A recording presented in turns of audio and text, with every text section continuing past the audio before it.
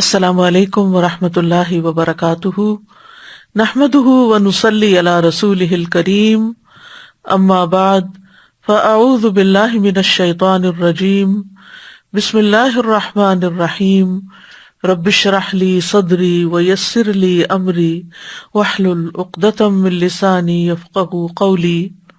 من كان يريد حرث الآخرة نزد له في حرثه ومن كان يريد حرث الدنيا نؤته منها وما له في الآخرة من نصيب۔ من کان یرید حرث الآخرۃ نزد له فی حرثہ ومن کان یرید حرث الدنیا نؤتہ منہا وما له فی الآخرۃ من نصیب۔ جو کوئی آخرت کی کھیتی چاہتا ہے ہم اس کے لیے اس کی کھیتی میں اضافہ کریں گے، اور جو کوئی دنیا کی کھیتی چاہتا ہے اسے ہم اس میں سے کچھ دے دیں گے، اور آخرت میں اس کے لیے کوئی حصہ نہیں۔ ہم سب جانتے ہیں کہ موت ایک اٹل حقیقت ہے، یہ بات ہم جانتے تو ہیں، لیکن اس کے باوجود ہم اسے سنجیدگی کے ساتھ نہیں لیتے کہ ہم نے مرنے کے بعد دوسری دنیا میں جانا ہے جہاں ہمارے اعمال کا حساب ہوگا۔ اس دنیا میں رہتے ہوئے ہم دنیا کے کاموں اور کامیابیوں کو ہی ترجیح دیتے ہیں، موت کے بعد یہ ساری صورتحال بدل جائے گی۔ انسان کو دنیا کے کسی کام اور کسی کامیابی سے کوئی دلچسپی نہ ہوگی، وہاں ایک ہی بات اس کے لیے نہایت اہم ہوگی کہ اللہ کی ناراضگی سے آج کیسے بچا جائے۔ اس بات کا پچھتاوا زیادہ ہوگا کہ میں نے آج کے اس دن کی تیاری کیوں نہ کی، یہاں کے لیے کچھ سامان کیوں نہ تیار کیا۔ دنیا کی زندگی میں بہت سے لوگ پریشانی کے وقت ساتھ کھڑے ہو جاتے ہیں، لیکن وہاں تنہا اکیلے ہی ساری صورتحال کا سامنا کرنا ہوگا۔ عقل مند وہ ہے جو آج کے دن میں کل کی تیاری کرے، جو کام بھی کرے اسے آخرت کو مد نظر رکھتے ہوئے کرے۔ آخرت کا چاہنے والا ہر کام آخرت کی نیت سے ہی کرے گا، اور دنیا کا پرستار دنیا ہی کے لیے، جبکہ یہ ایک حقیقت ہے کہ آخرت کا ثواب دنیا کے بدلے سے بہتر ہے۔ آئیے ہم اپنا جائزہ لیتے ہیں کہ ہماری بھاگ دوڑ کس مقصد کے لیے ہے، کس نیت کے ساتھ ہے۔ تو اس آیت میں جو سورۃ الشورى کی آیت نمبر 20 ہے، اللہ سبحانہ وتعالی ہمیں یہ بتا رہے ہیں کہ جو شخص اپنے عمل کے ذریعے آخرت کا ثواب چاہتا ہے وہ اللہ کے حقوق ادا کرتا ہے، وہ بندوں کے حقوق ادا کرتا ہے، تو ہم اس کے عمل کو قبول کر کے اس کو اس کا اجر بڑھا چڑھا کر دیتے ہیں، نیکی کا ثواب بڑھا کر 10 گنا کر دیتے ہیں، اور 10 گنا کے بعد جتنا چاہتے ہیں اضافہ کر دیتے ہیں۔ اور جو اپنے عمل، اپنی محنت، اپنی کوشش، ان سب چیزوں کے ذریعے سے صرف دنیا چاہتا ہو تو ہم اس کو صرف اتنا ہی دیتے ہیں جتنا ہم نے اس کے لیے تقدیر میں تقسیم کر دیا ہے، ملے گا وہی جو ہم نے لکھ دیا ہے، اور دوسری طرف آخرت میں اس کے لیے کوئی ثواب نہ ہوگا۔ اس آیت میں آخرت پر ایمان لانے والوں اور نہ لانے والوں کے حال کا ذکر کیا گیا ہے۔ مومن اپنے عمل سے آخرت کا امیدوار ہوتا ہے، اس کے بہت سے یا کم اعمال آخرت کی چاہت سے خالی نہیں ہوتے، لیکن جو شخص دنیا میں ہی سارے فائدے چاہتا ہے وہ حقیقت میں پھر آخرت پر ایمان نہیں لاتا۔ قشیری کہتے ہیں ظاہری طور پر یہ آیت کافر کے بارے میں ہے، دنیا اس کے لیے وسیع ہے تو ضروری ہے کہ یہ بات اس کو دھوکے میں ڈال دے، کیونکہ دنیا تو باقی رہنے والی نہیں۔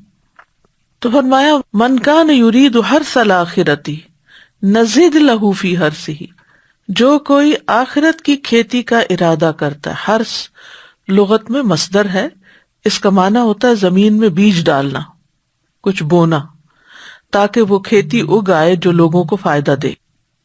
اور یہاں اس سے اس کے اعمال کے اثرات اور اس کے نتائج مراد ہیں۔ ان کو بیجوں کے ثمرات کے ساتھ تشبیہ دیتے ہوئے کھیتی کہا، یعنی اعمال کے اثرات اور نتائج مراد ہیں۔ حرث سے مراد کیا ہے؟ جو انسان کوشش کرتا ہے اس کا نتیجہ۔ تو من کان یرید حرث الآخرتی، جو شخص آخرت کی کھیتی چاہتا ہے، یعنی اپنے عمل کا بدلہ آخرت کے ثواب کی شکل میں چاہتا ہے، اللہ کی رضا کا ارادہ رکھتا ہے، اللہ کے دیدار کا ارادہ رکھتا ہے، تو اللہ سبحانہ وتعالی انہی اعمال کو جن کا بدلہ دنیا میں بہت تھوڑا ملتا، وہ آخرت کے لیے کئی گنا بڑھا کر زیادہ عطا کرتا ہے۔ اور آخرت کی کھیتی کی اچھائی یہ ہے کہ وہ ایسی کھیتی ہے جس کو کئی گنا زیادہ بڑھا دیا جاتا ہے اور اس میں برکت رکھی گئی ہے، اور اس کے اثرات اور افادیت اس کے مالک کے لیے باقی رہتے ہیں، دنیا کی کھیتی کے برعکس۔ کیونکہ دنیا کی کھیتی میں برکت نہیں دی جاتی، نہ اس میں کئی گنا اضافہ کیا جاتا ہے، نہ ہی دنیا کی کھیتی اپنے مالک کے لیے قائم رہتی ہے، اور موت آنے کی صورت میں یہ اپنے مالک سے ختم ہو جاتی ہے، یعنی ملکیت بھی ختم ہو جاتی ہے انسان کی، اور تمام کی تمام دنیا آخرت کے آنے پر ختم ہو جاتی ہے۔ تو حقیقت یہ ہے کہ دنیا میں انسان جتنی بھی محنت کر لے، ملنا اس کو وہ ہے جو اس کے نصیب کا ہے، اور اگر اس کے نصیب میں بہت بھی لکھا ہے تو بھی آخرت کے مقابلے میں وہ بہت قلیل ہے، کیونکہ والآخرۃ خیر وابقی، آخرت بہتر بھی ہے اور باقی رہنے والی بھی ہے، اور دنیا حقیر تر ہے اور ختم ہو جانے والی ہے۔ تو من کان یرید الحرث الآخرہ نزد لہ فی حرثہ، نزد لہ ہم زیادہ کر دیتے ہیں اس کی کھیتی میں، یعنی اس کے نتائج میں۔ مراد کیا ہے؟ یعنی اس کو مزید عبادت کی توفیق بھی ملتی ہے، اطاعت میں آسانی بھی ملتی ہے، خیر و بھلائی کے کام اور زیادہ وہ کرتا چلا جاتا ہے۔ اور ایک قول یہ ہے کہ آخرت کی کھیتی سے مراد اطاعت کے کام ہے، یعنی جو اطاعت کا کام کرتا ہے اس کے لیے ثواب بھی ہے۔ اور ویسے بھی کہتے ہیں نا کہ ایک نیکی دوسری نیکی کو دعوت دیتی ہے۔ جب انسان ایک اچھا کام کرتا ہے تو اس کو اس میں ایک خاص لطف آتا ہے، اور پھر وہ مزید اور کرنا چاہتا ہے اور کرنا چاہتا ہے، اور اس طرح اللہ سبحانہ تعالی آخرت کے ساتھ ساتھ اس کو دنیا کے بھی کچھ فائدے دے دیتا ہے، لیکن اس کو نیکیوں کی مزید توفیق عطا فرما دیتا ہے، یعنی اس کے لیے خیر کے دوسرے دروازے کھل جاتے ہیں، اس کو کئی دوسرے نیک اعمال کی راہیں مل جاتی ہیں جو وہ پہلے نہیں کر رہا ہوتا، اور جتنا جتنا جس کا اخلاص ہوتا ہے اس کی کھیتی اتنی ہی زیادہ پنپتی ہے۔ لیکن یہ توفیق کس کو ملتی ہے؟ اسی کو جس کا ارادہ بہت مضبوط ہوتا ہے، جو صرف آرزو نہیں کرتا، عمل بھی کرتا ہے، کیونکہ جو آخرت کا ارادہ کرتا ہے اس کو اس کے لیے پھر اتنی ہی کوشش بھی کرنی چاہیے۔ وَمَنْ كَانَ يُرِيدُ حَرْثَ الدُّنْيَا نُؤْتِهِ مِنْهَا، اور جو دنیا کی کھیتی چاہتا ہے، یعنی اپنی محنت کا نتیجہ دنیا میں پھلتے پھولتے دیکھنا چاہتا ہے، تو ہم اس کو بھی اس میں سے دے دیتے ہیں، لیکن دنیا میں جتنا ملے گا وہ دنیا کی حیثیت کے مطابق ہی ہوگا، یعنی جو دنیا میں اس کے نصیب میں لکھا گیا ہے وہ اس کو مل جاتا ہے، لیکن آخرت میں وہ خسارہ اٹھائے گا۔ اس کے برعکس جو آخرت کے لیے کوشش کرتا ہے اس کو دنیا پہ مل جاتی ہے، لیکن آخرت میں جو اس کا حصہ ہے وہ کئی گنا زیادہ ہو کر مل جاتا ہے۔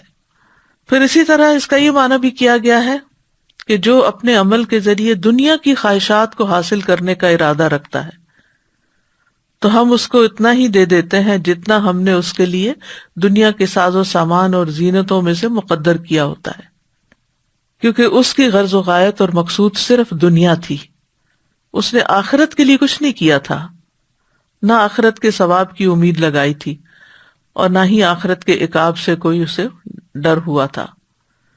قتادہ کہتے ہیں اس کا مطلب یہ ہے کہ ہم اس کو اتنی مقدار میں دیتے ہیں جتنا اللہ نے اس کے لیے تقسیم کیا ہوتا ہے، جیسا کہ اللہ تعالیٰ کا فرمان ہے عجلنا لہ فیہا ما نشاء لمن نرید، ہم اس کو اس میں سے جلدی دے دیں گے جو چاہیں گے اس کے لیے، نؤتیہ منہا، تو اس میں سے اس کو دے دیں گے، یعنی جو وہ طلب کرتا ہے، جو وہ چاہتا ہے اس میں سے کچھ اس کو یہاں مل جائے گا۔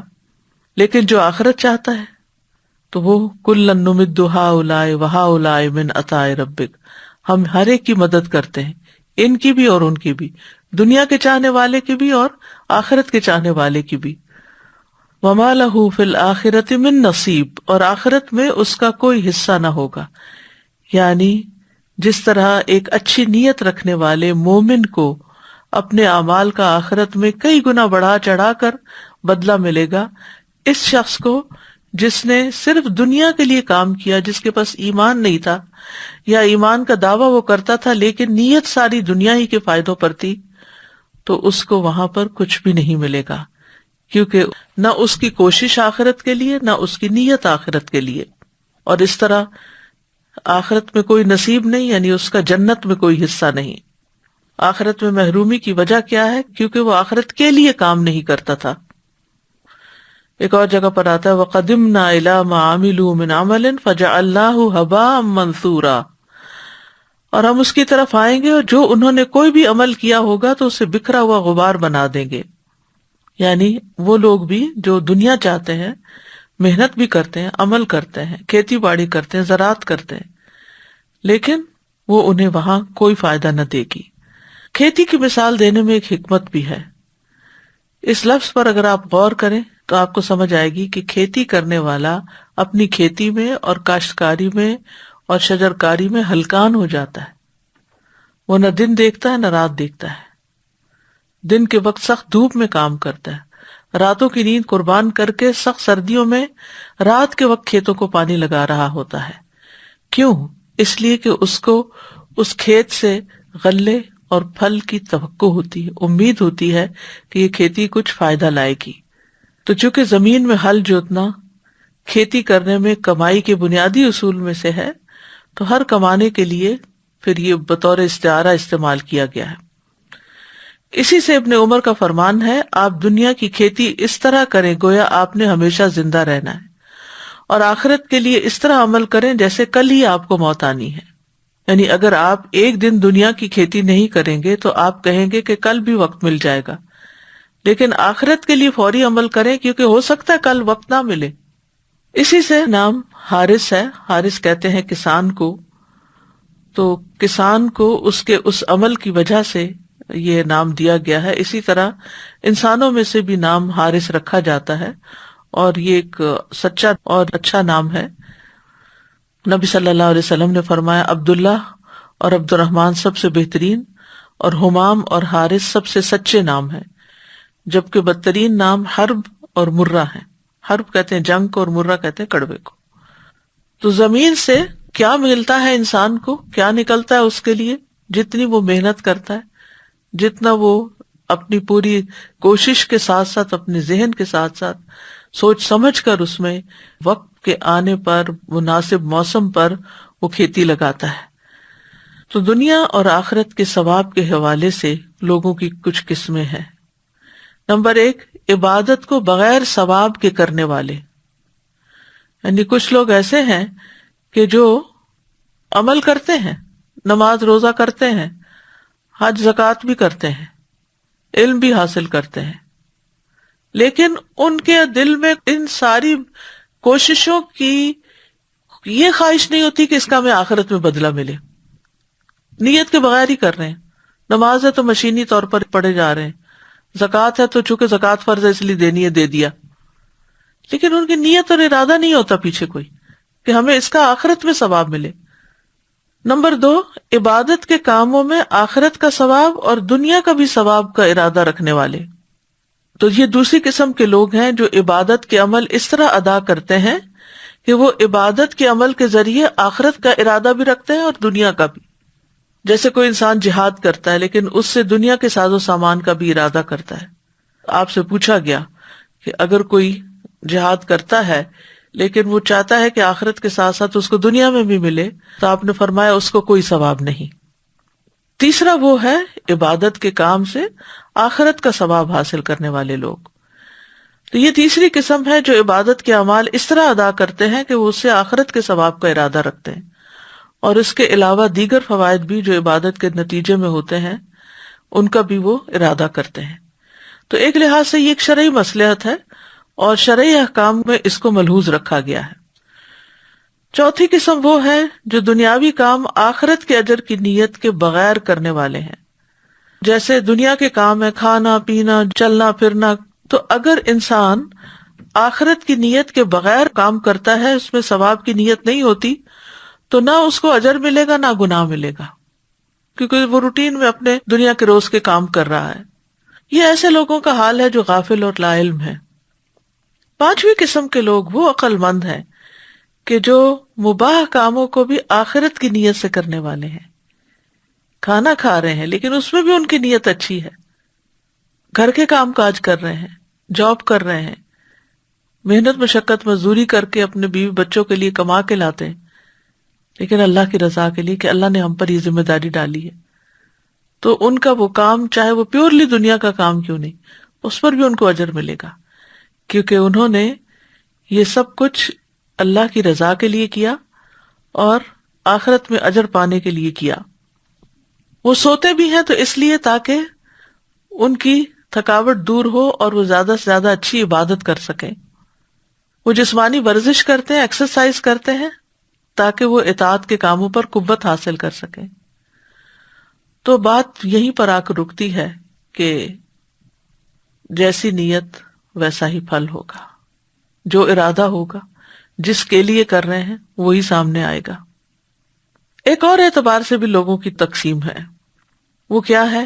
دنیاوی فائدوں کے حصول کے لیے نیک کام کرنے والے لوگ، یعنی بظاہر نیک کام کر رہے ہیں، مثلا تسبیح پڑھ رہے ہیں، ذکر کر رہے ہیں، لیکن مقصد کیا؟ دنیا میں کچھ مل جائے اس کا۔ نماز اس لیے پڑھ رہے ہیں تاکہ ان کی ایکسرسائز ہو جائے، روزہ اس لیے رکھ رہے ہیں کہ ڈائٹنگ ہو جائے، حج پہ اس لیے جا رہے ہیں کہ ہالیڈیز ہو جائیں، یا اس کے علاوہ بھی جو بھی وہ نیک کام کرتے ہیں اس کے پیچھے وہ دنیا کا کوئی فائدہ سوچ لیتے ہیں، چلو کر لیتے ہیں، نیک کام ہی ہے نا، تو اس کا یہ اور یہ اور یہ فائدہ ہو جائے گا۔ تو بہت سے لوگ اللہ کی رضا حاصل کرنے کے لیے نیک کام کرتے ہیں، جیسے نماز ہے، صدقہ ہے، صلہ رحمی ہے، احسان کرنا ہے، ظلم چھوڑ دینا، لیکن وہ ان کے ذریعے آخرت کا ثواب حاصل کرنے کی نیت نہیں کرتے، بلکہ اس کے بدلے میں چاہتے ہیں کہ اللہ اس کے مال کی حفاظت کرے۔ یعنی نماز کیوں پڑھتے ہیں؟ تاکہ اس کی دن بھر حفاظت رہے، یا یہ کہ ذکر اذکار تسبیحات کر کے کام شروع کریں تاکہ مال بڑھ جائے، برکت ہو بزنس میں، یا اس کے اہل و عیال کی حفاظت ہو۔ وہ اپنے عمل سے جنت کو پانے یا جہنم سے فرار حاصل کرنے کا کوئی ارادہ نہیں رکھتے۔ اس آدمی کو دنیا میں اس کا اجر و ثواب دے دیا جاتا ہے، لیکن آخرت میں اس کا کوئی حصہ نہیں۔ اور یہ وہ قسم ہے جس کو ابن عباس رضی اللہ عنہ نے بیان کیا ہے۔ نمبر 2، ریاکاری کرنے والے۔ یہ پہلے سے بھی زیادہ سنگین اور زیادہ خوفناک ہے۔ یہ وہ قسم ہے جسے مجاہد رحمہ اللہ نے اس آیت میں بیان کیا ہے۔ وہ یہ ہے کہ ایک انسان نیک عمل کرتا ہے اور اس کی نیت آخرت کے ثواب کو طلب کرنا نہیں ہوتی، جیسا کہ یہ ہم نے آیت بیان کی، اس کی طرف اشارہ ہے، صرف ریاکاری کرنا مقصود ہوتی ہے۔ تیسرے وہ لوگ ہیں جو نیک اعمال کو دنیاوی غرض سے کرنے والے ہیں، یعنی نیک عمل کرتا ہے انسان اور اس سے مقصد اس کا کچھ مال حاصل کرنا ہوتا ہے۔ مثال کے طور پر حج کرتا ہے تاکہ کچھ مال کما سکے، دنیا حاصل کرنے کے لیے ہجرت کرتا ہے، یا وہ مال غنیمت حاصل کرنے کے لیے جہاد کرتا ہے۔ تو اس آیت کی تفسیر میں اس قسم کو بھی بیان کیا جاتا ہے، یعنی جیسے ایک انسان علم حاصل کرتا ہے تاکہ اپنے گھر والوں کو پڑھا سکے، یا وہ اس کے ذریعے کوئی لیڈرشپ کا رول ادا کر سکے، یا قرآن سیکھتا ہے تاکہ وہ کسی مسجد میں کام کر کے نماز پڑھا کے کوئی جاب کر سکے۔ تو یہ وہ لوگ ہیں جو نیک اعمال کو دنیاوی غرض سے کرتے ہیں۔ تجوید اس لیے سیکھ رہے ہیں تاکہ اس کے ذریعے مال کما سکے۔ چوتھا وہ شخص ہوتا ہے جو ایمان سے محروم ہوتا ہے، یعنی ویسے ایمان نہیں ہے، کام اچھے کر رہے ہیں لیکن مسلمان نہیں ہے، تو ان کا بھی اجر کچھ نہیں ملے گا، کیونکہ قرآن مجید میں آتا ہے انما یتقبل اللہ من المتقین، اللہ متقی لوگوں سے ہی قبول کرتا ہے۔ تب ہمیں سوچنا چاہیے کہ ہم کیا چاہتے ہیں۔ مثلا ہم اگر اس وقت یہ لیکچر سن رہے ہیں تو کس نیت سے سن رہے ہیں، پڑھا رہے ہیں تو کس نیت سے پڑھا رہے ہیں، سیکھ رہے ہیں تو کس نیت سے سیکھ رہے ہیں، کیونکہ اللہ کے پاس دونوں بدلے ہیں، دنیا بھی ہے، آخرت بھی ہے، دونوں کا مالک وہی ہے۔ ہم کیا چاہتے ہیں یہ اس پہ ڈیپینڈ کرتا ہے کہ ہمارا ارادہ کیا ہے۔ سورۃ النساء میں آتا ہے من کان یرید ثواب الدنیا فعند اللہ ثواب الدنیا والآخرہ وکان اللہ سمیعا بصیرا، جو شخص دنیا کا بدلہ چاہتا ہو تو اللہ ہی کے پاس دنیا اور آخرت کا بدلہ ہے، اور اللہ ہمیشہ سے سب کچھ سننے والا اور سب کچھ دیکھنے والا ہے۔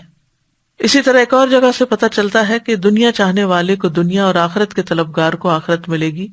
سورۃ بنی اسرائیل میں ہے، من کان یرید العاجلۃ عجلنا له فیہا ما نشاء لمن نرید ثم جعلنا له جہنم یصلاها مذموما مدحورا ومن اراد الآخرۃ وسعى لها سعیها وهو مؤمن فاولئک کان سعیهم مشکورا۔ جو شخص اس جلدی والی دنیا کا ارادہ رکھتا ہو ہم اس کو اس میں سے جلدی دے دیں گے، جو چاہیں گے، جس کے لیے چاہیں گے۔ پھر ہم نے اس کے لیے جہنم بنا رکھی ہے، یعنی جو دنیا چاہتا ہے اس کو دنیا میں سے دے دیں گے، لیکن آخرت میں جہنم ہے اس کے لیے، اس میں داخل ہوگا مذمت کیا ہوا، دھتکارا ہوا۔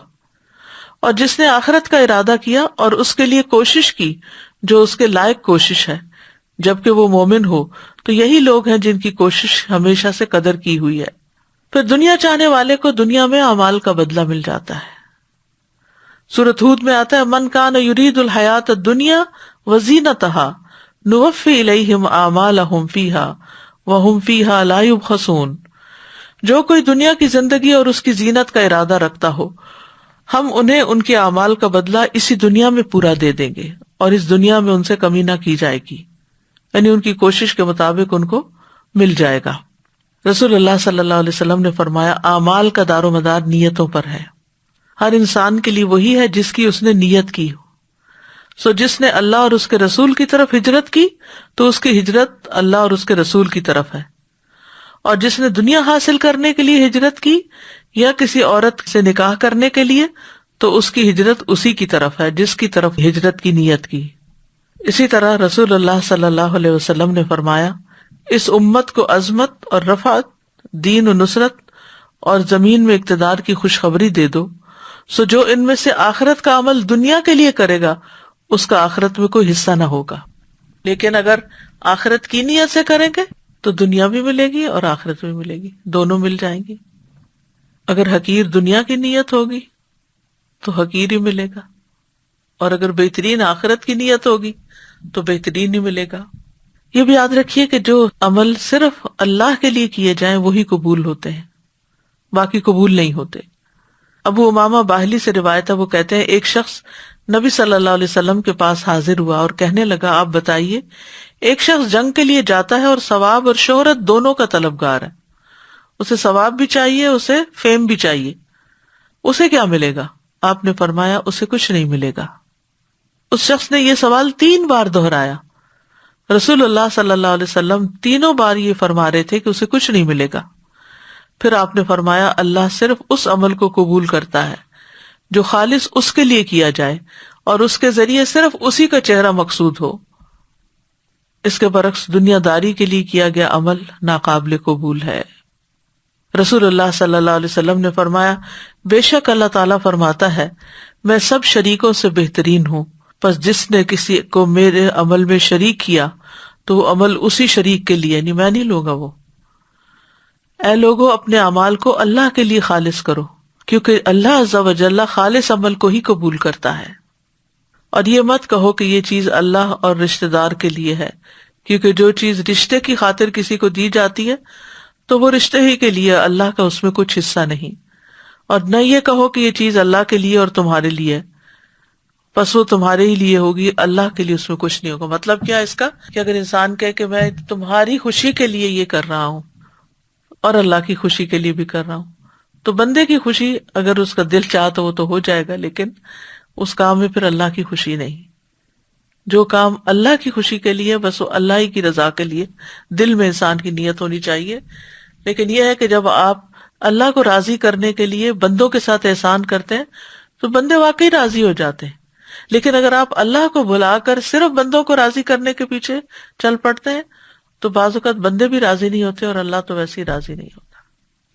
اسی طرح ایک ہی عمل مختلف نیتوں کی بنا پر قبول یا رد ہو جاتا ہے۔ رسول اللہ صلی اللہ علیہ وسلم نے فرمایا، گھوڑے 3 قسم کے ہیں، یہ ایک آدمی کے لیے باعث اجر ہیں، ایک آدمی کے لیے پردہ پوشی کا باعث ہے، اور ایک کے لیے بوجھ اور گناہ کا سبب ہے۔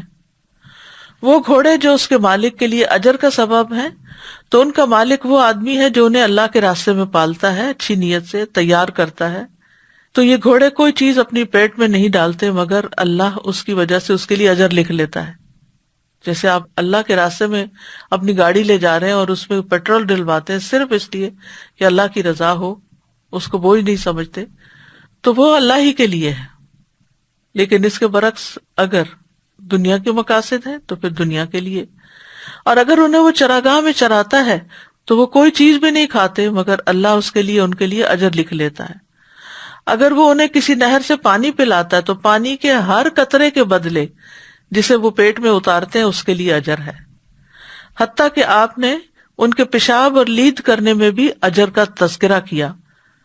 اور اگر یہ گھوڑے 1 یا 2 ٹیلوں کا فاصلہ دوڑیں تو اس کے لیے ہر قدم کے عوض جو وہ اٹھاتے ہیں اجر لکھ لیا جاتا ہے. سبحان اللہ، یعنی اجر کی قسمیں آپ دیکھیں. ایک گھوڑا جو اللہ کے راستے میں آپ نے دیا، پھر وہ کھائے، وہ پیے، وہ پیشاب کرے، وہ چلے دوڑے، وہ کچھ بھی کرے، وہ ایک قطرہ بھی پانی پیے تو وہ پانی پلانے کا بھی اجر آپ کو مل رہا ہے. پانی وہ پی رہا ہے، اجر آپ کو مل رہا ہے. دانا وہ کھا رہا ہے، اجر آپ کو مل رہا ہے. دوڑ وہ رہا ہے، تھک وہ رہا ہے، اجر آپ کو مل رہا ہے. یعنی اس کے ریشے ریشے کے ساتھ آپ کے لیے اجر لگ جاتا ہے. اور اس سے پتہ چلتا ہے کہ اچھی نیت کی برکت کتنی زیادہ ہوتی ہے. اور وہ انسان جس کے لیے باعث پردہ ہے تو یہ وہ آدمی ہے جو انہیں عزت اور شرف اور زینت کے طور پہ رکھتا ہے، اور تنگی آسانی ہر حال میں ان کی پشتوں اور ان کی پیٹھوں کا حق نہیں بھولتا، یعنی ان کا خیال رکھتا ہے. اس کے لیے بھی کچھ نہ کچھ اجر ہوگا. رہا وہ آدمی جس کے لیے وہ بوجھ ہے، تو وہ شخص ہے جو انہیں ناشکری کے طور پر غرور اور تکبر کرنے اور لوگوں کو دکھانے کے لیے رکھتا ہے. تو یہ وہی ہے جس کے لیے یہ گھوڑے بوجھ کا باعث ہیں. تو اس سے یہ پتہ چلتا ہے کہ نیت کی خرابی کی وجہ سے بڑے سے بڑے اعمال حقیر ہو جاتے ہیں. نیت کا وبال دجال سے زیادہ خطرناک ہے. ابو سعید سے روایت ہے، وہ کہتے ہیں کہ رسول اللہ صلی اللہ علیہ وسلم ہمارے پاس تشریف لائے. ہم مسیح دجال کا ذکر کر رہے تھے تو آپ نے فرمایا، کیا میں تمہیں ایسی چیز نہ بتاؤں جو میرے نزدیک تمہارے لیے مسیح دجال سے بھی زیادہ خطرناک ہے؟ ہم نے کہا کیوں نہیں؟ تو آپ نے فرمایا، شرک خفی، چھپا ہوا شرک. یہ وہ ہے کہ آدمی نماز پڑھنے کے لیے کھڑا ہوتا ہے، جب اسے معلوم ہوتا ہے کہ کوئی اسے دیکھ رہا ہے تو وہ اپنی نماز کو خوبصورت بناتا ہے. یعنی انسان اکیلے کمرے میں نماز پڑھ رہا ہے اور تیز تیز پڑھ رہا ہے، اتنے میں اس کو محسوس ہوتا ہے کہ کسی نے دروازہ کھولا اور وہ اندر آئے تو بہت اچھی طرح بہت خوبصورتی سے نماز پڑھنے لگتا ہے. یہ وہ شخص ہے جو پبلک میں تو نیک کام کو بڑے اچھے طریقے سے کرتا ہے، لیکن یہی شخص اکیلا ہوتا ہے تو اس کے کام کی کوئی کوالٹی نہیں ہوتی. گویا لوگوں کو دکھانے کے لیے تھا، اللہ کو دکھانے کے لیے نہیں. کیونکہ جو اللہ کو دکھانے کی نیت رکھتا ہے وہ تو تنہائی میں بھی بہترین نماز پڑھے گا. دنیا میں بڑے سے بڑے کیے جانے والے کام اگر آخرت کی نیت سے نہیں تو کچھ بھی فائدہ نہ ہوگا. ابن جدعان اسی طرح ہشام بن مغیرہ صلہ رحمی کرتا تھا، مہمانوں کی میزبانی کرتا تھا، غلاموں کو آزاد کرتا تھا، کھانا کھلاتا تھا. اگر وہ اسلام کا دور پاتا تو مسلمان بھی ہو جاتا.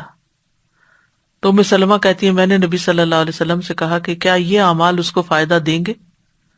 آپ نے فرمایا نہیں، وہ تو دنیا کے لیے دیتا تھا اور دنیا میں ہی اس کا چرچا اور اس کی تعریف چاہتا تھا. اس نے ایک دن بھی نہیں کہا تھا رب اغفر لی خطیئتی یوم الدین، اے میرے رب بدلے کے دن میری خطاؤں کو معاف کر دینا. یعنی اس کے ذہن میں آخرت تھی ہی نہیں، آخرت کی کھیتی نہیں تھی، اس لیے اس کو دنیا میں جو ملنا تھا مل گیا، اب وہاں کے لیے کچھ نہیں ہے. اسی طرح جو دنیا طلب کرتا ہے وہ اپنی آخرت کو نقصان دیتا ہے. رسول اللہ صلی اللہ علیہ وسلم نے فرمایا، جس نے دنیا طلب کی اس نے اپنی آخرت کو نقصان دیا، اور جس نے آخرت کا مطالبہ کیا اس نے اپنی دنیا کو نقصان دیا. پس تم باقی رہنے والی زندگی کے بدلے فنا ہونے والی دنیا کا نقصان ہونے دو. یعنی اگر 2 چیزوں میں ایک کو چوز کرنا پڑے تو آخرت کو چوز کرو. رسول اللہ صلی اللہ علیہ وسلم نے فرمایا، جب اللہ عز و جل اولین و آخرین کو اس دن جمع فرمائے گا جس میں کوئی شک و شبہ نہیں، تو ایک منادی آواز لگائے گا، جو شخص کسی عمل میں اللہ تبارک و تعالیٰ کے لیے شریک ٹھہراتا ہو اسے چاہیے کہ اس کا ثواب بھی اللہ عز و جل کے علاوہ سے طلب کرے. کیونکہ اللہ عز و جل تمام شرکاء سے زیادہ شرک سے بے نیاز ہے. یعنی جو کام جس کے لیے کیا ہے اب اسی سے بدلہ لو، اللہ کی طرف سے تمہیں کچھ نہیں ملنے والا. اسی طرح دین کا کام بھی اگر دنیا کی نیت سے کیا جائے، شہرت کی نیت سے کیا جائے تو اس کا بھی کوئی اجر نہیں ہوگا. رسول اللہ صلی اللہ علیہ وسلم نے فرمایا، بے شک قیامت کے دن سب سے پہلا شخص جس کے خلاف فیصلہ کیا جائے گا وہ ہوگا جسے شہید کر دیا گیا. اسے پیش کیا جائے گا تو اللہ اسے اپنی عطا کردہ نعمت کی پہچان کرائے گا تو وہ پہچان لے گا. وہ پوچھے گا تم نے ان نعمتوں کو پا کر کیا کیا؟ وہ کہے گا میں نے تیرے راستے میں لڑائی کی یہاں تک کہ مجھے شہید کر دیا گیا.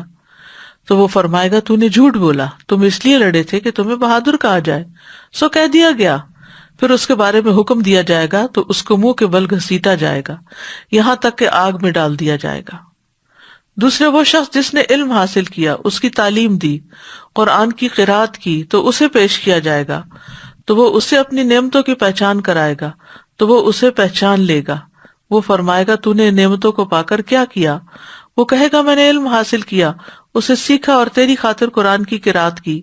اللہ تعالیٰ فرمائے گا تو نے جھوٹ بولا، تو نے تو علم اس لیے حاصل کیا تھا کہ تجھے عالم کہا جائے، اور تو نے قرآن اس لیے پڑھا کہ کہا جائے کہ یہ قاری ہے، سو وہ تو کہہ دیا گیا. پھر اس کے بارے میں حکم دیا جائے گا کہ اسے منہ کے بل گھسیٹتے ہوئے آگ میں ڈال دیا جائے تو وہ ڈال دیا جائے گا.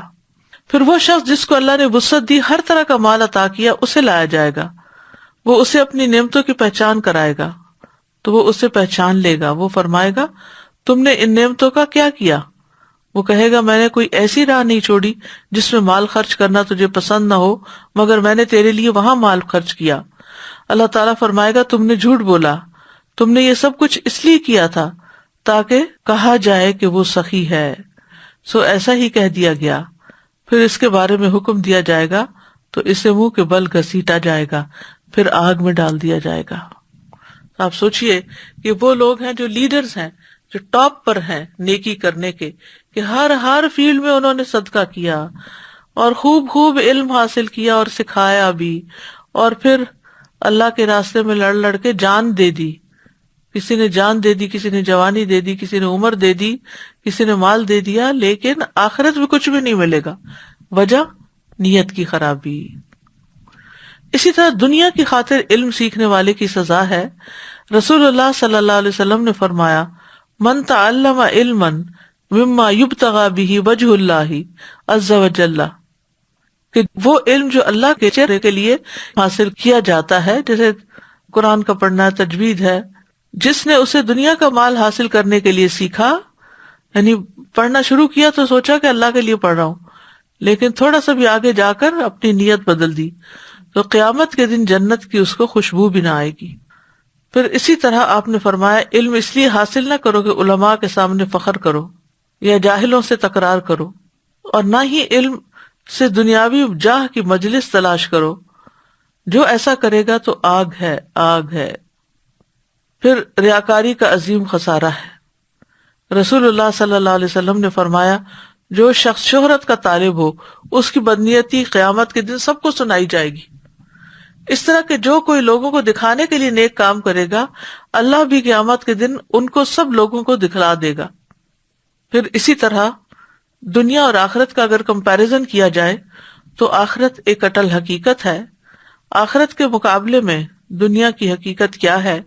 سورۃ النساء میں آتا ہے قل متاع الدنیا قلیل والآخرۃ خیر لمن اتقی، کہہ دو کہ دنیا کا سامان بہت تھوڑا ہے اور آخرت اس کے لیے بہتر ہے جو تقوی اختیار کرے.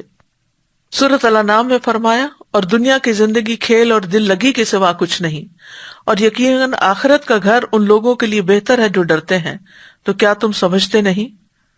دنیا آخرت کے مقابلے میں کیسی ہے؟ جیسے کوئی شخص سمندر میں اپنی انگلی ڈالے پھر دیکھے کہ اس کے ساتھ کتنا پانی لگا ہے. ساری زندگی بھی انسان کو سب کچھ ملتا رہے تو بس اس پانی سے زیادہ کچھ بھی نہیں، لیکن آخرت کی جزا انسان سوچ بھی نہیں سکتا کہ کتنی بڑی ہے. دنیا عارضی مقام ہے اور آخرت ہمیشہ کا گھر ہے. رسول اللہ صلی اللہ علیہ وسلم نے فرمایا تم جانتے ہو کہ ہمیں اللہ کی طرف لوٹنا ہے، پھر جنت کی طرف یا جہنم کی طرف جانا ہے. وہ ایسی مستقل اقامت گاہ ہے کہ وہاں سے روانگی نہیں.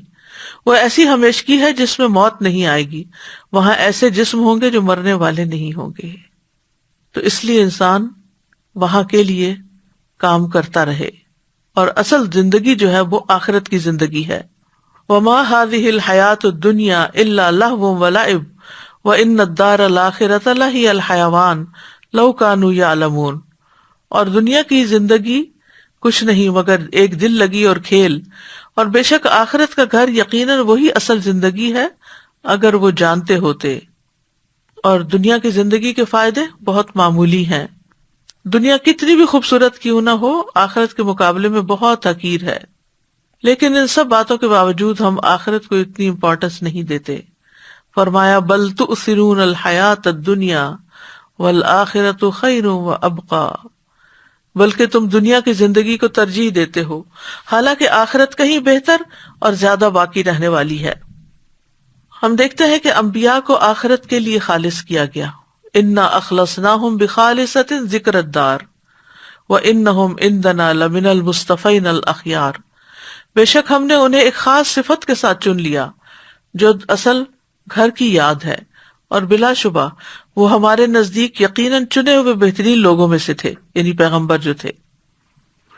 پھر اللہ کے عام بندوں کی صفت بھی یہی ہے کہ وہ آخرت سے ڈرتے رہتے ہیں. یوفون بالنذر ویخافون یوما کان شرہ مستطیرا، جو اپنی نظر پوری کرتے ہیں اور اس دن سے ڈرتے ہیں جس کی مصیبت ہر طرف پھیلی ہوئی ہوگی. پھر اسی طرح آخرت کا گھر ان کے لیے ہے جو اللہ کی خاطر عمل کرے. والذین صبروا ابتغاء وجہ ربہم، وہ لوگ جنہوں نے اپنے رب کا چہرہ پانے کے لیے صبر کیا اور نماز قائم کی، اور ہم نے جو کچھ انہیں دیا اس میں سے پوشیدہ اور ظاہر خرچ کیا، اور برائی کو نیکی کے ساتھ ہٹاتے ہیں. یہی لوگ ہیں جن کے لیے گھر کا اچھا انجام ہے، یعنی آخرت کا انجام اچھا ہے. یہ یاد رکھیے کہ عقل مند وہی ہوتا ہے جو وقت کے آنے سے پہلے تیاری کی فکر لگائے رکھے. اور آخرت پر ایمان لوگوں کا ایک امتحان بھی ہے.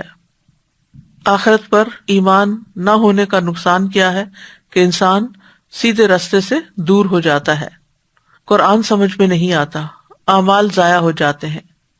قیامت کے دن سخت نقصان اٹھاتا ہے انسان. قیامت کے دن نیکیوں کا کوئی فائدہ نہ ہوگا. پھر دنیا کی حرص کی مذمت بھی کی گئی ہے قرآن و حدیث میں. ابن عباس کہتے ہیں کہ اللہ نے دنیا کو 3 اجزاء میں تقسیم کیا ہے. ایک حصہ مومن کے لیے، ایک حصہ منافق کے لیے، اور ایک حصہ کافر کے لیے. مومن آخرت کے لیے زیادہ راہ لیتا ہے یہاں، اور منافق دنیا کی زینت اختیار کرتا ہے، اور کافر خوب عیش کرتا ہے، یعنی دنیا میں یہ ہوتا ہے. اسی طرح دنیا کا حقیر بندہ بننے کی بھی مذمت کی گئی ہے. نبی صلی اللہ علیہ وسلم نے فرمایا ہلاک ہوا درہم کا بندہ، ہلاک ہوا دینار کا بندہ، ہلاک ہوا منقش چادر کا بندہ. اگر اسے مل جائے تو راضی، نہ ملے تو ناراض.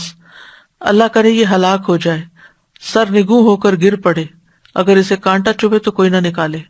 یہ نبی صلی اللہ علیہ وسلم کی بد دعا ہے ایک طرح سے اس شخص کے لیے کہ جو ہر کام صرف دنیا کے فائدے کے لیے کرتا ہے. آخرت چاہنے والے دنیا کو ایک ضرورت سمجھتے ہیں، دنیا سے محبت نہیں کرتے. دنیا اور آخرت میں سے ایک کو راضی کرنا ہوتا ہے. علی رضی اللہ عنہ کہتے ہیں دنیا اور آخرت آپس میں 2 سوتنے ہیں، آپ جتنا ایک کو راضی کریں گے دوسری آپ سے اتنی ہی ناراض ہو جائے گی. دنیا کس لیے ہے؟ تاکہ ہم اپنی آخرت کمائیں. اس لیے ہم اپنے آپ کو آخرت کے کاموں میں مشغول کر لیں اور دنیا کو امانت سمجھتے ہوئے زندگی گزاریں. حسن کہتے ہیں اللہ ان لوگوں پر رحم کرے جن کے نزدیک دنیا ایک امانت تھی اور انہوں نے اس امانت کو، اس ہستی کو ادا کر دیا جس نے ان کو اس دنیا پر امانت دار بنایا تھا، پھر وہ ہلکے پھلکے ہو کر چل دیے. ابو سلیمان کہتے ہیں دنیا کی خواہشات سے صبر صرف وہی کر سکتا ہے جس کے دل میں وہ چیز ہو جو اسے آخرت کے ساتھ مشغول کر دے. لہذا صرف ضرورت کی دنیا رکھنی چاہیے. سفیان کہتے ہیں دنیا میں سے اپنے جسم کے لیے لے لو اور آخرت میں سے اپنے دل کے لیے لے لو. سفیان ثوری کہتے ہیں دنیا میں بے رغبتی لوگوں سے بے رغبتی اختیار کرنا ہے، اور سب سے پہلے اپنے نفس کے متعلق زہد اختیار کرو. دنیا کے ساتھ ساتھ آخرت کی بھلائی کے لیے دعا کرنی چاہیے.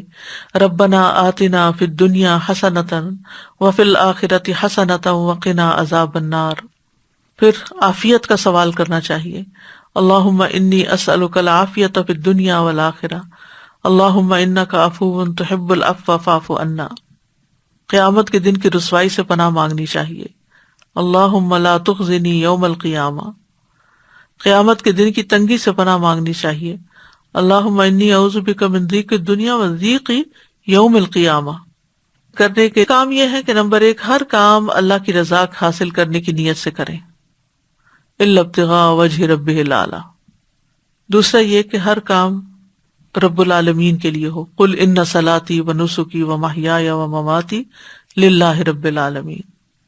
کہہ دیجیے بے شک میری نماز، میری قربانی، میری زندگی اور میری موت اللہ کے لیے ہے. پھر یہ کہ آخرت کو سامنے رکھتے ہوئے اپنے فرائض ادا کریں. پھر یہ کہ آخرت کے دن کے عذاب سے بچنے کے لیے نیکیاں کریں. اپنے مال و اسباب کو آخرت بنانے کے لیے استعمال کریں. آخرت کو سامنے رکھتے ہوئے صدقہ کریں، کیونکہ اگر آخرت ہماری سنور گئی تو دنیا بھی سنور جائے گی. اور آخرت کی یاد کے لیے وقتاً فوقتاً قبروں کی زیارت کرتے رہیں. اس سے انسان کو اندازہ ہو جاتا ہے کہ دنیا میں کتنا بھی بڑا گھر بنا لوں لیکن آنا بالآخر مجھے یہی اس گھر میں ہے. دنیا کے گھر میں تو چند سال رہیں گے لیکن قبر میں معلوم نہیں کب تک رہیں. اللہ تعالیٰ سے دعا ہے کہ وہ ہمیں عمل کرنے کی توفیق عطا فرمائے. وآخر دعوانا ان الحمد للہ رب العالمین. سبحانک اللہم و بحمدک اشہد ان لا الہ الا انت استغفرک و اتوب الیک. السلام علیکم و رحمۃ اللہ وبرکاتہ.